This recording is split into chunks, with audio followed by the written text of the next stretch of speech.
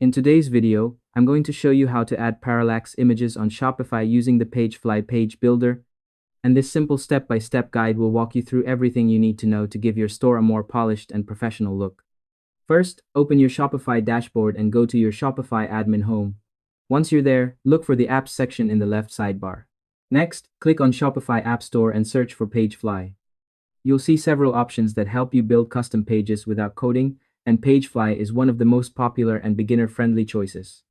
Install the app, approve the permissions, and once installation is complete, head back to your Shopify admin and open Pagefly from the Apps section.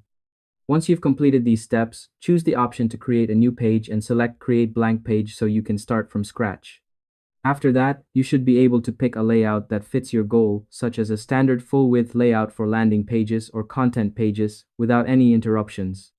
Now, inside the Pagefly editor, click on Add Section from the left panel and select a full-width section, which works perfectly for parallax effects.